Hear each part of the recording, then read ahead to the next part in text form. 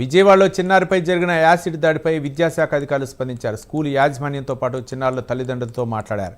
Acid దాడి వల్లే చిన్నారికి గాయాలయ్యాయని అధికారులు నిర్ధారించారు. త్వరలో స్కూల్ యాజమాన్యంపై చర్యలు తీసుకునే అవకాశం ఉందని తెలిపారు.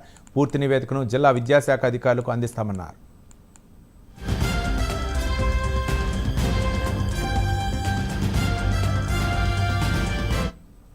పాపని ఇంటికెళ్ళి చూడటం జరిగింది.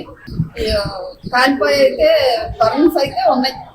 మరి ఎలా జరిగిందో ఏంటో అనేది ఒక పాఠశాల యాజమాన్యం ఒక రకంగా, పిల్లల పేరెంట్స్ ఒక రకంగా చెప్తున్నారు. వాళ్ళు చెప్పేదాన్ని బట్టి చూస్తే మామూలుగా ఇక్కడ కెమికల్స్ ఉన్నాయి అన్నారు, కానీ మరి మేము వచ్చి చూసినప్పుడైతే ఇక్కడ ఏ కెమికల్స్ లేవు.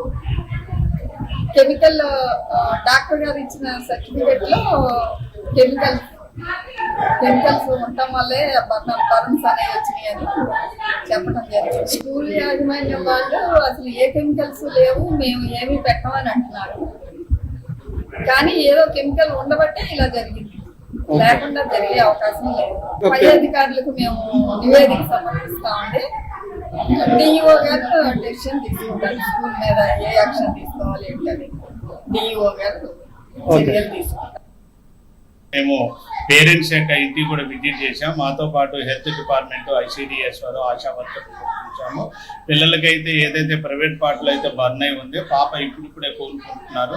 అలాగే పాప యొక్క తల్లిదండ్రుల దగ్గర నుంచి కూడా రిపోర్ట్ తీసుకోవడం జరిగింది. అలాగే పాఠశాలలో కూడా జరిగినటువంటి సంఘటన మీద మేము క్లియర్గా రిపోర్ట్ కూడా తీసుకోవడం జరిగింది. ఆ రిపోర్ట్ మొత్తాన్ని కూడా మా పై అధికారులకి సబ్మిట్ చేయడం జరుగుతుంది. పిఎంఐ గారు కూడా వాళ్ళు